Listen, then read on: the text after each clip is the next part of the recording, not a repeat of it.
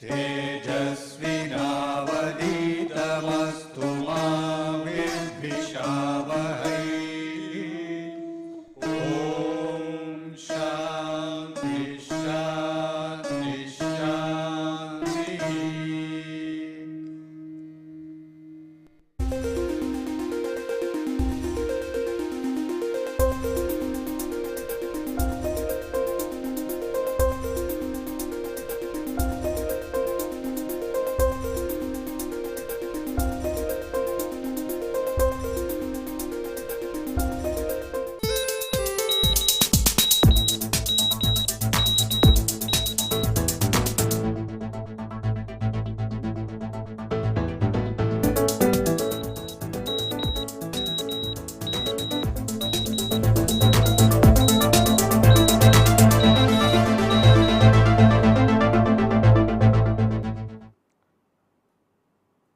Hello everybody.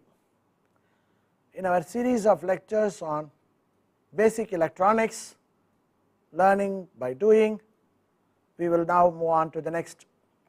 Before we do that, let us quickly recapitulate what we discussed in the earlier lecture. You might recall that we discussed in the earlier lecture the complete circuit analysis of RC coupled amplifier, for example, using H parameters, the hybrid parameters. We took two examples. One is the common emitter amplifier and the other one the common collector amplifier, which is also known as the emitter follower. As a matter of fact, common emitter amplifier is a standard amplifier which is used very widely for basic amplification purposes, and the common collector amplifier, as you all know, is used for as an emitter foil as a impedance matching purposes. We obtained the gain, the input resistance, the output resistance, and various other parameters of the amplifier for these two cases by drawing the equivalent H parameter model of the transistor amplifier. Now we have to go further into the actual analysis of such amplifiers. You might recall when I drew the equivalent circuit of this common emitter amplifier, for example, I completely ignored the presence of the capacitors. There are a number of capacitors that we used, the one at the input and one at the output, C1 and C2, and we also used a capacitor to bypass across the RE, the emitter resistance. But when we took the equivalent resistance, equivalent circuit of the amplifier, we ignored the contribution to the coupling capacitor, reactance of the coupling capacitor, C1 and C2, etc. And we actually used the short for the sake of CE, because we assumed that we are going to operate the amplifier around the mid band frequencies.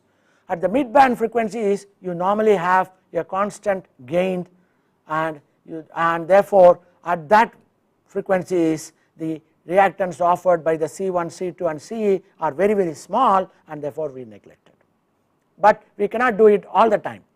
We have to analyze the circuit for the entire frequency range in order to obtain very important parameters of the amplifier, which is known as the bandwidth amplifier. What are all the bands of frequencies over which the amplifier can be reliably amplifying all the voltages, input voltages.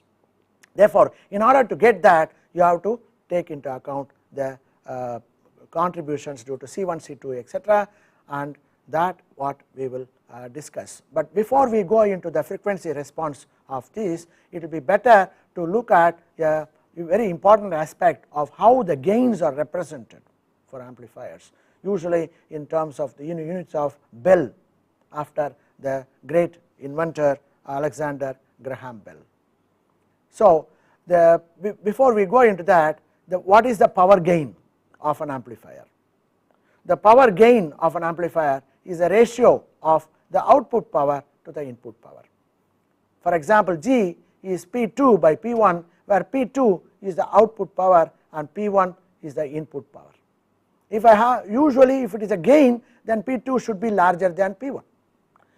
If the output power, as an example, is 15 watts in a typical case, and the input power is about 0.5 watt, then you know what the gain is. G is 15 watt divided by 0.5 watt, and that will be equal to 30.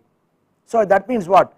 The output power is 30 times the input power. That means there is a reasonable gain, power gain in the amplifier. Right, the power gain of an audio amplifier is normally measured in units of Bell in honor of Alexander Graham Bell, the inventor of the telephone. The usual unit of power amplifier is decibel rather than bell, and 1 bell is 10 decibel.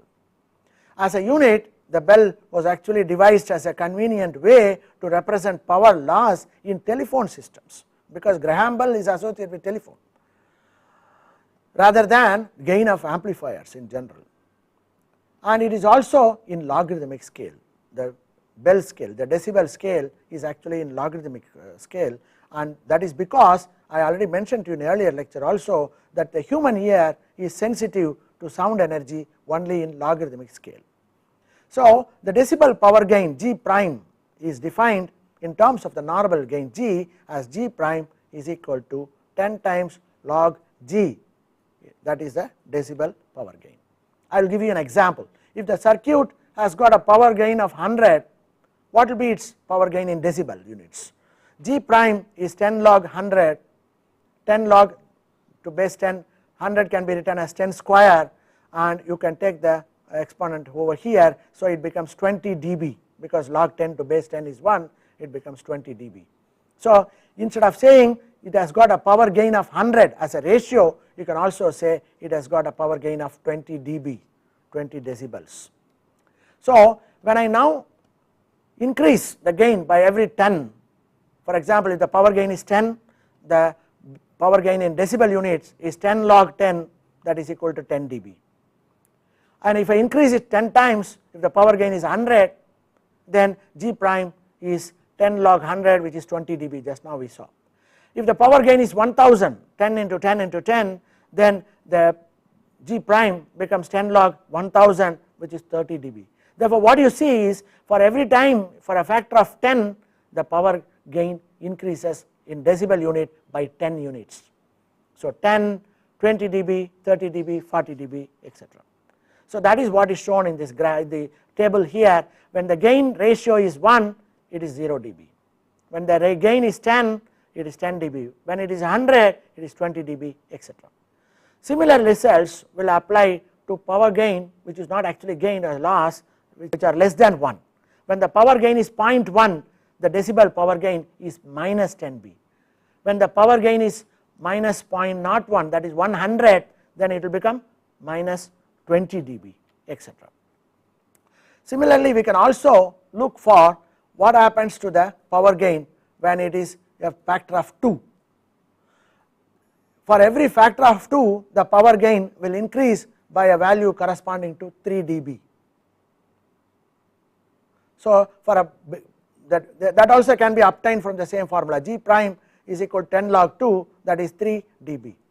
So if it is 4, it will be 6 dB, and if it is 8, it will be 9 dB, etc. For every factor of 2, the decibel power increases by a value 3. So it is not very difficult, it is reasonably simple to understand that. I also mentioned to you that when there is a loss, that means when the gain is less than 1, it becomes negative, the dB becomes negative in this. So when the power gain is 1, there is attenuation or loss, and the decibel power gain is negative. So for instance, if the output power is 1.5 watt in a typical case, and the input power is 3 watt, then G, the power gain, the normal ratio is 1.5 by 3, which is actually half, 1 by 2 or 0.5 in decimal.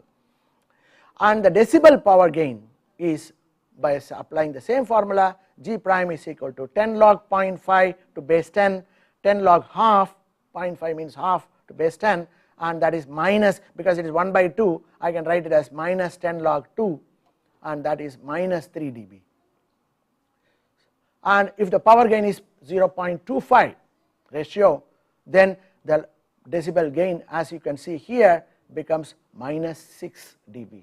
So for every octave on the negative side below 1, you find the power gain decreases by 3 dB, just as it was increasing on the other side. So minus 3 dB, minus 6 dB, minus 9 dB, etc. It goes for every half.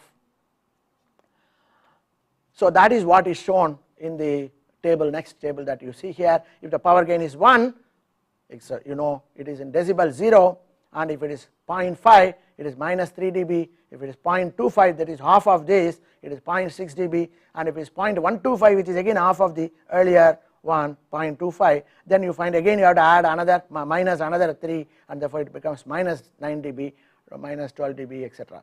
So if you understand these two simple things, you would be quickly be able to convert from a normal ratio to a decibel value.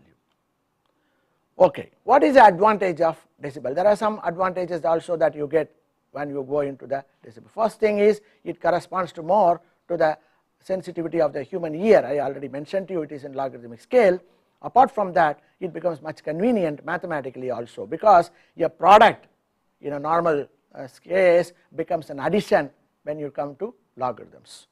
So now I have here an example of two amplifiers, G1 and G2 are the gains, power gains of the two amplifiers. P1 and P2 are the input and the output power of G1. P2 is the input of G2 and P3 is the output power of G2. That means the G1 output is directly connected to G2 as the input, and this input here is a square wave or sine wave signal, and the corresponding signal resistance RS is shown, and you have an RL here at the output. So this is a very simple case of two-stage amplifier with the corresponding powers shown there. Now let us assume what happens. What is the gain of the first stage? G1 is nothing but P2 by P1, because P2 is the output power of G1, P1 is the input power of G1, therefore P2 by P1 is the power gain G1. For the second stage, the P2 becomes the input and P3 is the output, so G2 is P3 by P2, the output power by input power of the amplifier G2, as you can see in this graph, in this figure. So what is the total power gain? The total power gain is the product of the two. If the first one amplifies by 10 times, if the second amplifier amplifies by another 10 times, totally you will have a gain of 100, 10 into 10. You have to multiply the gains of the two stages. I hope you see the point. Therefore G, the total power gain of the entire amplifier having two stages, is equal to the gain of the power gain of the first stage G1 multiplied by the power gain of the second stage G2, that is equal to, we have already got the expression for G1 and G2, P2 by P1 multiplied by P3 by P2, and therefore you would find that two P2s will cancel because it is common to both, and ultimately you are left with P3 by P1. So the final gain is the final power output to the initial power input. Now I have taken a numerical example to make it more clear to you. The first stage has got a gain of 100 and the second stage has got a gain of 200, power gain. G1 is 100 for example, G2 is 200. So what will be the overall power gain of the two-stage amplifier? You have to multiply these two. That means it is 20,000. 200 into 100, 20,000, or G1 into G2. So if I have a cascaded stage means what? You take one stage, couple it to the next stage, and then again couple it to the third stage, etc. If you want large gains, you cannot achieve it by one single amplifier. Maybe you have to use multiple amplifiers and then amplify the amplified signal of the previous stage. That's how you can achieve very large gains. So if you do that, then the only way to calculate the total power gain is to multiply the power gain of the individual stages. That's what we have shown. So the total gain of the two-stage amplifier example that I have taken is 20,000. Right? Now let us do the same thing in decibel scale. In decibel scale, you know G is equal to G1, G2, where G, G1, G2 are normal power gain. If I take the logarithm of that, log G, you know, is log of G1, G2, which is nothing but log G1 plus log G2 from the fundamentals of logarithmics, and therefore if I multiply both sides of this equation by 10, 10 log G is equal to 10 log G1 plus 10 log G2. You can immediately identify what is 10 log G. 10 log G by definition is the gain in decibel scale, therefore that is G prime. So the overall gain in decibel G prime is equal to 10 log G1, that is G1 prime, which is the power gain in decibel scale of the first stage, and 10 log G2, which is a power gain in decibel of the second stage, G2 prime. So you can see the power gain in decibel scales is actually sum of the two intermediate stages, the two stages that you have employed, G1 prime plus G2 prime. So it is much easier to add than to multiply numbers, so it becomes much easier, convenient for you. So now I have taken another simple example to show you how this happens. For example, the first stage amplification is 20 dB power gain. The second stage is, let us say, 23 dB. Then what is the overall power gain? If somebody asks, all that you have to do is add 3, because they are already in decibel scale, you just have to add the two gains. 20 plus 23 is actually 43 dB. This is the actual gain. So that is what is shown here. G prime is G1 prime plus G2 prime, and therefore that is equal to 43 dB. You must become familiar with converting normal power gains into decibel scale, as well as the power gain given in decibel back into normal power levels. That will ultimately, perhaps you will understand what the amplifier is doing, how many times it is able to amplify. If you want to understand, then you must know how to convert the decibel scale back into ratio, then you will know what is the output by input as a ratio. That will be very useful to this. But for that, you should use the earlier discussion that we had. For every decade of the gain, you have 10 dB to be added. So if I say 20 dB, you can immediately imagine the amplification should be 100, because 10 into 10, for every 10 you have to have 10 dB add. So 100 should be corresponding to 20 dB, etc. Similarly, if it is in steps of 2, then you have to add 3 dBs for the power gain. Multiply by 2 means 3 dB, multiply by 4 means 6 dB, etc. So using these simple ideas, you will be able to approximately calculate quickly what the ratio is if somebody gives the gain in decibel scale. Okay, there is another important idea that I want to share with you with reference to telephone, the decibel gain, especially with reference to a reference. Usually we will have the input in the order of few milliwatts, and therefore we would like to have, with reference to milliwatt, what is the decibel gain. And therefore if I use 1 millivolt as a reference, then the power gain will have to be represented as P prime 10 log P by 1 milliwatt. So you are trying to see, if it is 1 milliwatt, what is the output gain, power gain will be. So it becomes much easier to understand if I choose 1 milliwatt as the input power. So that becomes a reference, and that is what is that. So P prime is power gain in dBm. The power gain, when it is referred to 1 milliwatt as the reference, is called dBm, where the final m in the symbol corresponds to a milliwatt reference, right. If it is P in power in watts, P prime is 10 log P power in watts divided by 1 milliwatt, and therefore, for example, if it is 2 watts, P prime is 10 log P by 1 milliwatt, that is 2 by 1, the 2 is actually watts, 1 is 1 milliwatt, therefore I should convert it into milliwatt, that will 2000. So 10 log 2000, that is 33. Why is it 33? I have 3 zeros, for every 0 I should add 10 dB of gain, therefore 10 plus 10 plus 10, 30. For a factor of 2, I should add 3 dB, therefore 30 plus 3, 33 dBm. So you can immediately see, if we understand these ideas, it is possible to quickly calculate what is the power gain in ratio, what is the power gain in decibel, and what is the power gain in dBm with a 1 milliwatt reference. So here I have another example. If the input in power is 0.25 milliwatt in an amplifier and the output is 1 milliwatt, then there is a factor of 4.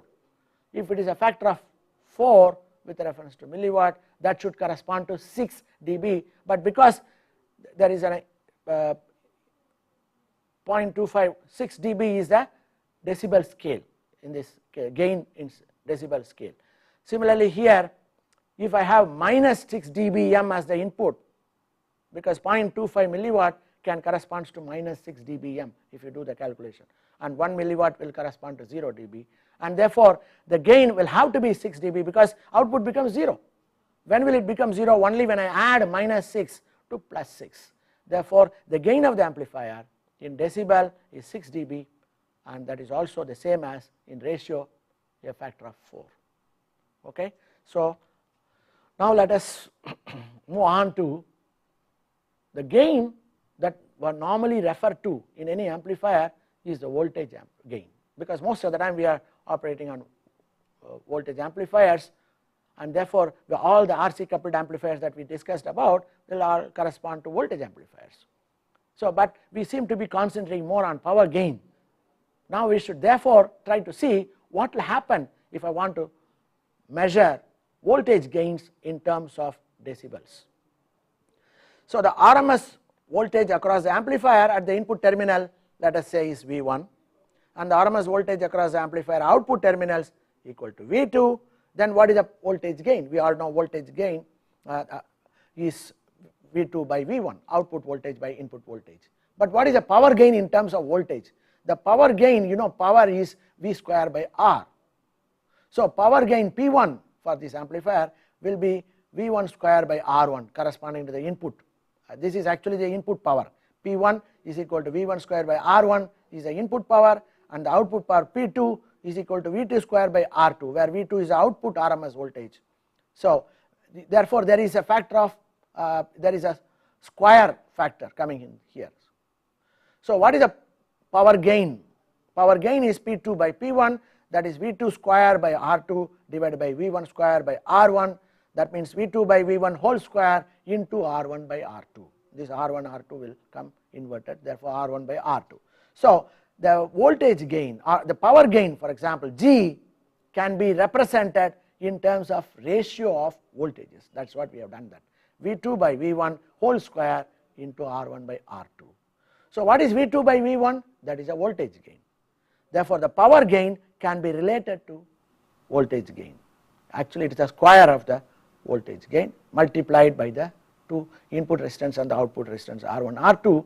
But usually maximum power transfer theorem tells us that power is transferred completely only when the output impedance matches with the input impedance, or the driving thing, the source resistance matches with the load resistance, and therefore we would always consider such a case because we want maximum efficiency, maximum power delivery, and therefore we can assume in most of the cases R1 will be equal to R2. We will attempt to do that, and therefore R1 is equal to R2 means G, the power gain, is equal to A square, the square of the voltage gain. That is what we get now. Once we know that, we can immediately go on to converting it into decibel scale. You know, then what I have to do? G prime is 10 log G, and therefore 10 log A square to base 10, and the A square, that square term can come to the front, and therefore it becomes 20 log A to base 10. So the power gain is 10 log G to base 10. The voltage gain is 20 log V or A to base 10, where A is the voltage gain. Therefore you find you have to pre-multiplier in these two cases will be different. For power gain it is 10, for voltage gain it is 20 when you want to convert into decibel scale. So this is very simple to understand. For example, I have a voltage gain of 40, A is 40, and what is A prime? A prime is 20 log 40, and that is 32. Why is it 32? If you take the logarithm of 40 to base 10 and multiply by 20, you will have this value. So I have given here an example of the power gain and the voltage gain, corresponding voltage gain in decibel scale. Right? For example, for 1 it is 0 dB, for 0.5 it is minus 6 dB. In the power gain case it was minus 3 dB. In the voltage it has to be multiplied by 2, therefore it is minus 6 dB, etc., minus 12 dB, etc. So when there is a factor of 2, there is 6 dB in the case of voltage gain. When there is a factor of 10, there will be a 20 dB addition in the case of voltage gain, as against 10 dB addition in the case of power gain. That is what I want to show you.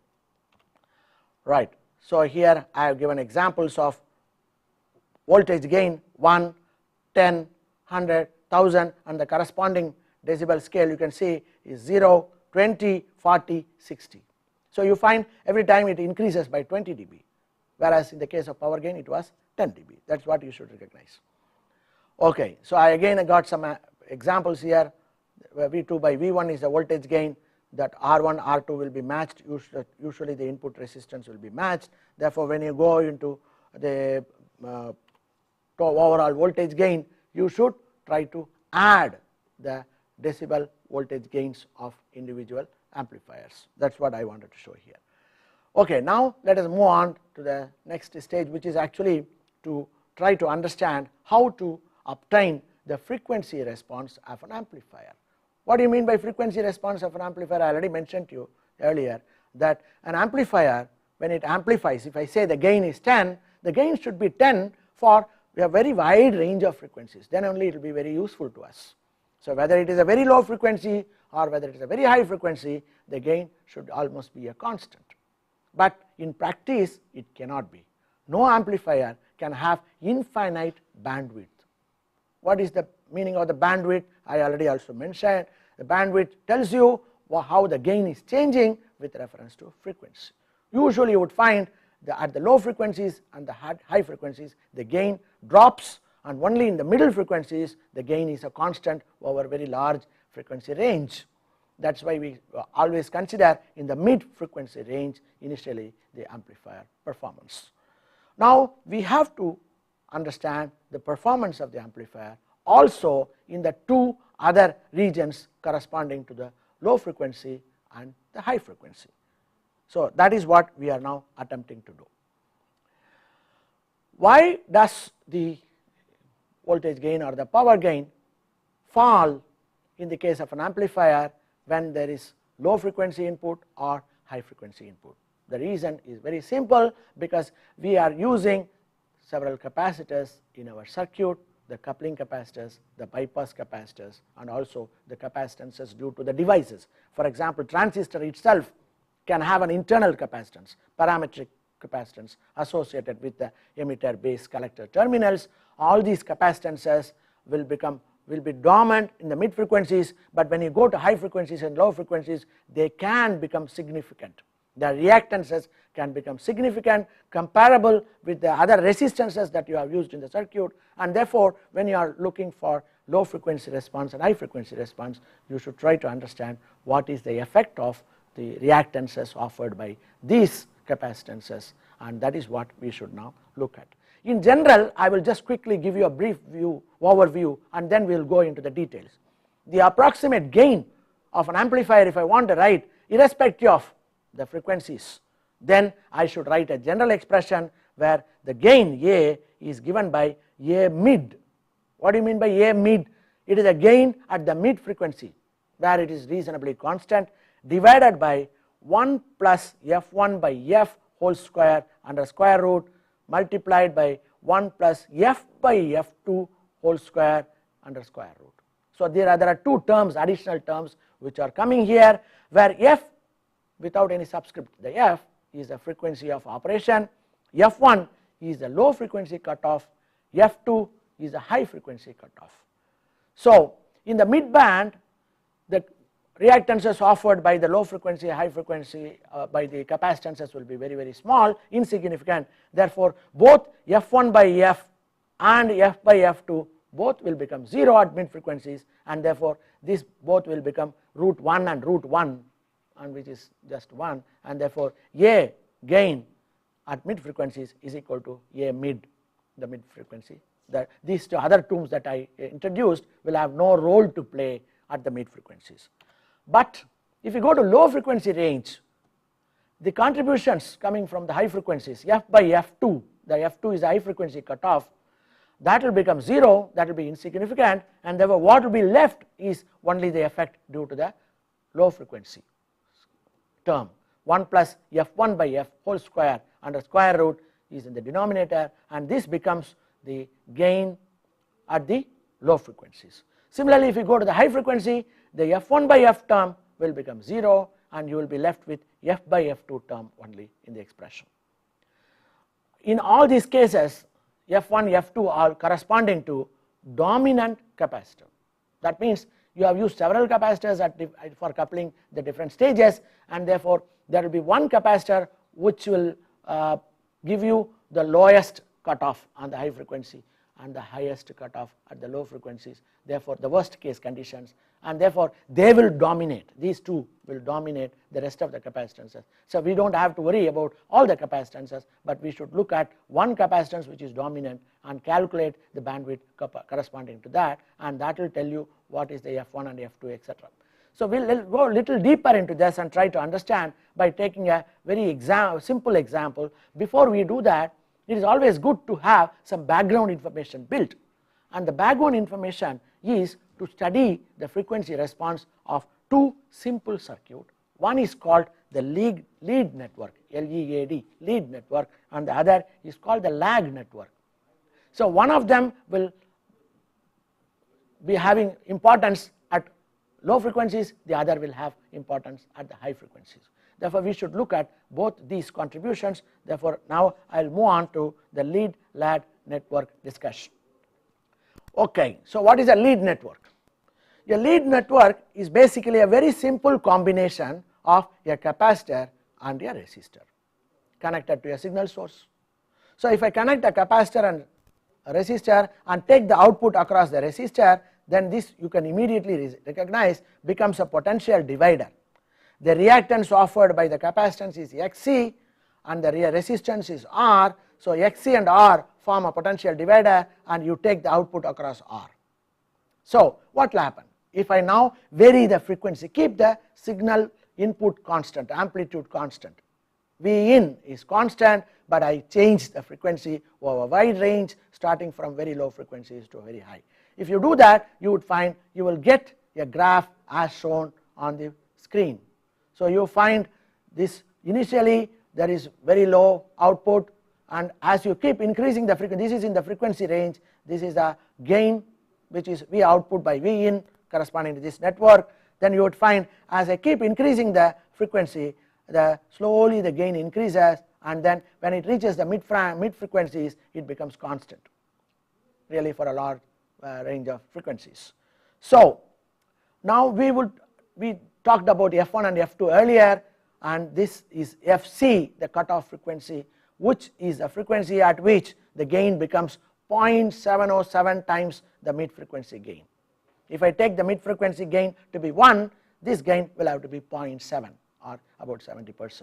So that frequency at which the voltage gain drops to about 0.7 is called the cutoff frequency. So bandwidth will always be referred with reference to this cutoff frequency. This is the lower limit of the bandwidth, and the higher limit will have a similar lag network which will produce a corresponding cutoff frequency at the output stage. So if we want to understand the frequency response of an amplifier, we should understand the frequency response of a simple lead network having one capacitor and one resistor. Right. So what is the output voltage? From our elementary knowledge of electricity, V output, it's a potential divider, I said, R divided by root of R square plus Xc square multiplied by V in. So this will be the output voltage. So what will be the gain? The gain will be V output by V input, that is equal to R divided by R square plus Xc square whole square. And the cutoff frequency is a frequency at which the reactance and the resistance equal. They are Xc equals to R, and when that happens, Xc is equal to R, that means 1 by X. What is Xc? 1 by omega C. Omega is 2 pi f, where f is a frequency.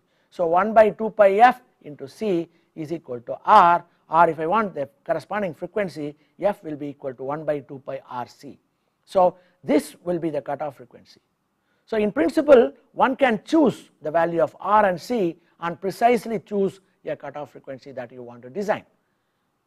So you can have very specific values selected for giving very specific bandwidth. In most of the amplifiers we can do that. So the Fc is 1 by 2 pi RC. You might be wondering why I am saying the cutoff frequency is corresponding to Xc is equal to R, it is actually coming from the power gain. When the power gain, I already mentioned to you in the earlier stages also, when the power gain comes down by half, by 50%, then only we will be in a position to recognize. So a power gain corresponding to half will correspond to a voltage gain fall of equal to 1 by root 2, because power gain is equal to square of the voltage gain. Therefore voltage gain is equal to square root of the power gain. Therefore 1 by 2 of the power gain will correspond to 1 by root 2, and the value of 1 by root 2 is nothing but 0.707 if you calculate, and therefore this all comes from the estimate of the power gain. That is why it is also called half power point. That cutoff point is also referred to as half power point, because at that place the power gain drops by half. In terms of voltage gain, it is 0.7 times the voltage gain at the mid frequencies. It is also corresponding to dB scale minus 3 dB, because a power gain of half will correspond to minus 3 dB, we have already discussed. So that is what I have shown here, and if I now include also, because I give a signal source here, the signal source also will contribute through the source resistance Rs in series with this capacitor and resistor that I have already connected in the circuit in the lead network. Therefore when this happens, the output circuit will slightly be modified. For example, the gain now V output by V in will be RL, which is the output resistance, load resistance, divided by square root of Rs plus RL whole square plus Xc square. In the previous case we used only R, but now because Rs is also there, we have to add the two. Rs plus RL whole square plus Xc square is what you have to do. So that is the only thing that you have to do. So it will be slightly less, the gain will be slightly less now in this case. So the half power point will act now when Xc is equal to the total resistance, which is the combination of the source resistance plus the load resistance, and the 1 by 2 pi Fc will be these, or the cutoff frequency now will be 1 by 2 pi Rs plus RL into C. So this gives you the frequency response of a lead network. Actually it is a simple problem now to keep on varying the signal source and trying to measure. You would find you will reproduce a similar graph that I have shown here without any difficulty. I will also perhaps show you a demonstration at a later stage. So at the mid frequencies, you know, it is very simple. It is just RL by Rs plus RL, because Xc will become insignificant, 0. So the expression will simplify to RL divided by Rs plus RL at mid frequencies. That also you should remember. Okay, when we call stiff coupling, we sometimes refer to stiff coupling when I couple different amplifiers. The stiff coupling means that the lead network should be at least about 1/10 of the reactance offered should be at least 1/10. So when Xc is about 0.1 times Rs plus RL, reactance offered by the resistance, and then we call it as a stiff coupling, and that will, you would find that corresponds to a decrease of gain only of about 5%.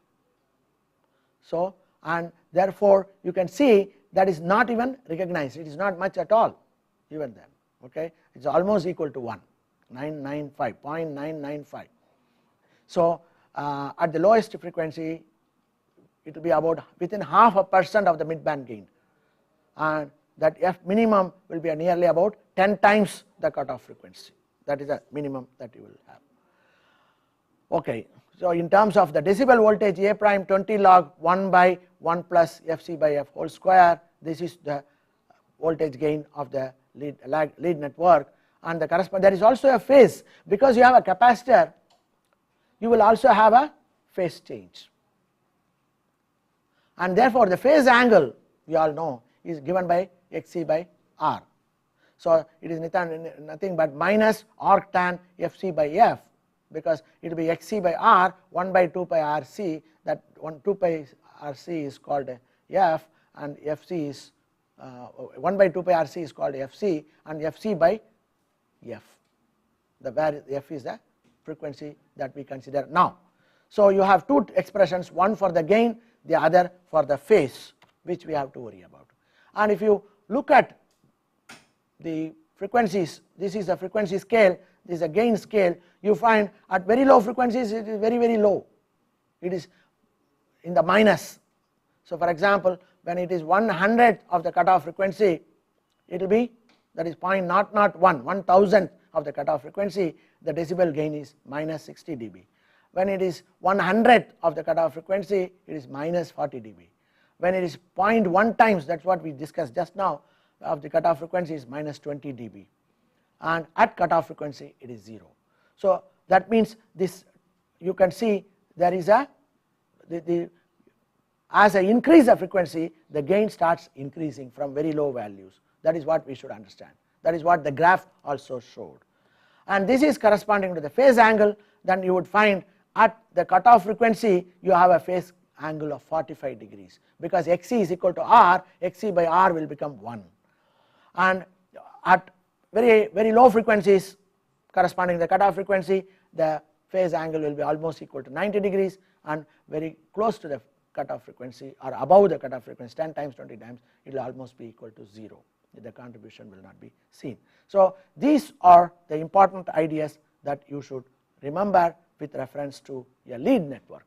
A very similar discussion we will try to quickly go through in the next class about the lag network, where I will just interchange the resistor and the capacitor and perform the same analysis, and you would find this will become important at the high frequencies. The lead network becomes important at the low frequencies, and that corresponds to the coupling capacitor. You see, the coupling capacitors are like this, they go into the base of a transistor amplifier here. So the coupling capacitors are the ones which are to be very carefully analyzed for looking at the low frequency cutoff of amplifiers, and similarly for the high frequency we will try which are all the contributing factors. Now what I would do is I would move on to the demonstration table and show you, if I just have a combination of a 0.1 microfarad with 1 kilo ohm resistor and apply the sine wave and find out how the frequency response is, you would find that it obeys, it is very low for very low frequencies, and as I increase the frequency the gain becomes slightly higher and it almost becomes equal at a later stage as I go to high frequencies. So the gain goes from very low values to high values. That is what I want to show you, and this lead and lag network will come again and again at various other discussions also in electronics. Therefore it is very important to understand that. Now let me move on to the demonstration. So you can see here I have the breadboard. This is a circuit I have wired on the breadboard, a lead network. There is a function generator, this blue box is a function generator, the output of this is connected to 2 points at the breadboard, and there is a capacitor here, there is a capacitor which is whose value is 0.1 microfarad, and then you have a resistor here, I hope you can see, and from the color code you can identify this is about 1 kilo ohm resistor. So I have used a 0.1 microfarad capacitor and a 1 kilo ohm capacitor here, and I have connected the output of the function generator to the input of this network, and the output of the network is taken across the 1K resistor and connected to an oscilloscope here, CRO, that you are already familiar with. In the CRO I have 2 channels, therefore I want to simultaneously monitor the input sine wave as well as the output sine wave. So that is what I have done here. So for example, we can check which one is that. So the top one, the top one is actually the input, the bottom one is the output. Now you can see the input amplitude is very large, but the output amplitude is almost not there, because this is a lead network. The gain of this should be very low at very low frequencies, and if you come and look at the function generator, you find I am having it in the scale 10. That means it is 1 into 10, about 10 hertz, that is at a very low frequency. At very low frequencies the gain should be very low, that is what we saw. Now let me quickly go to the next stage, that means I am pressing the 100, therefore now I am in 100 hertz frequency, and now if you observe the oscilloscope you still have large amplitude for the input, but the output is still very low. you see a sine wave. Previously you are seeing a straight line because the gain is too low. Now there is one very small improvement here, but there is no gain, still there is loss because the input larger than the output. Now again I move on to the next range here, that means from 100 I go to 1000. So it is now 1 into 1000, that means I have increased the frequency to 1000 hertz from 100 hertz. And if you come back to the oscilloscope, you find, for example, you can see now because it is a high frequency, it is also stable on the screen. You can see they are almost equal, that input and the output. That means we are able to now, the gain is better now because the capacitance that we have in the circuit is offering some reactance which is smaller, and therefore more voltage is available across the 1K resistor. Therefore you get very high amplitude compared to the previous two cases. So therefore you see, if I increase the frequency from very low values to very high value for a lead network which contains a capacitor and a resistor, you find as I increase the frequency, the output slowly increases and it comes very close to the equal value at some mid frequency range beyond about 1000 hertz. This is what I wanted to show it to you in this demonstration. So now if we move on to the next network, which is a lag network, all that you have to do is just replace or interchange the capacitance and the resistance. I have put the resistance here, I have got the capacitance here. So now we are taking the output across the capacitance and not the resistance. If I have the frequency response of such a network will just be the other way. That means it will be high initially at low frequencies and it will fall at very high frequencies. So you can see it is the opposite of the earlier network. So and because now you are taking the voltage across the capacitor, it will be Xc divided by root of R square plus Xc square, that is the voltage gain V output by V input. And the condition for cutoff is still the same, when the gain falls to half, power gain falls to half, or when the voltage gain drops to 0.7 times the mid frequency, and that corresponds to Xc is equal to R, and therefore the cutoff frequency here also equal to 1 by 2 pi RC, there is no change. But then we should remember this C will be different from that C most of the time. So if I include the load resistance, the mid frequency will not change much, RL by RS plus RL as we have got in the previous case, but in the discussion you should also take into account RS along with RL, that is all the difference. So with the RL and RS combined, you would find in the actual circuit the RS and RL will come in parallel. Therefore the Thevenin's equivalent circuit, you will find the effective resistance in the circuit will be RS parallel or RL, and therefore the cutoff frequency when I also include the source resistance will be 1 by 2 pi RS parallel RC times C, and the voltage gain is about 0.7 times the mid band gain corresponding to that. So now this response, the frequency response of an amplifier is normally represented on a logarithmic scale. We already saw the gain itself is represented in decibel units, which is also a logarithmic scale, and because it is very difficult to go in a linear scale when you vary the frequency from nearly 1 hertz to 1 megahertz or something like that. So if you want to show everything, then it is better you go in steps of 10. So 1, 10, 100, 1000, 10,000 etc. if you go, then it becomes a logarithmic scale. Now if I take the frequency in the logarithmic scale and the gain also in the logarithmic scale, then that type of a plot is called Bode plot, right? That is a Bode plot, and now the gain A is equal to corresponding to in the decibel scale 1 by root of 1 plus R by Xc whole square, and this we have already seen. So you have again the expression corresponding to voltage gain in decibel as A prime is equal to 20 log 1 by 1 plus F by Fc. This is what we previously, you remember I called it by F1 and F2. This is actually corresponding to F2, the previous lead network corresponds to F1. Here I generally call them as cutoff frequency, therefore Fc. So you can again see the rest of the discussions are very similar.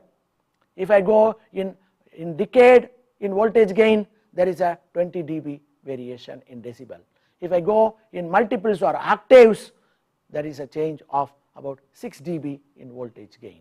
So these are exactly same. I have given some examples here, and then I will show you the graph corresponding to the board plot, that graph logarithm log scale of the voltage versus frequency of a lag network.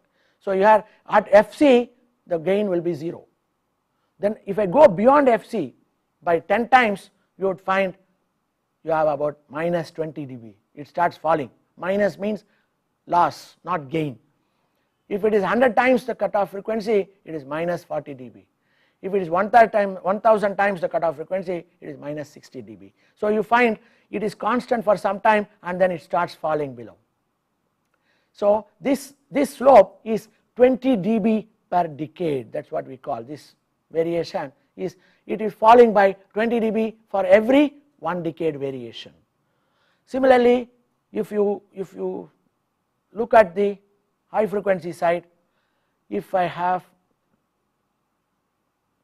this is actually the same graph which is shown, both are the same, but if you look at the phase change, you would also find at 45 degrees there is a cutoff, and 0 degree and 90 degree will be the other two corresponding to very large frequencies and mid frequencies.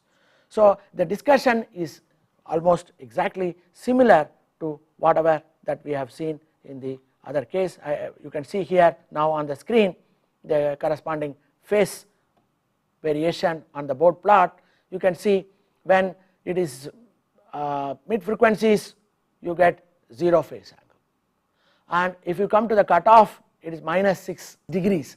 That corresponds to nearly minus 6 degrees, corresponds to 1 by 2 actually. So if I increase at the cutoff frequency, it is 45 degree phase angle, and 10 times above the cutoff frequency, it is minus 84 degrees phase change. 100 if I go to very large frequencies, it is almost 90 degrees.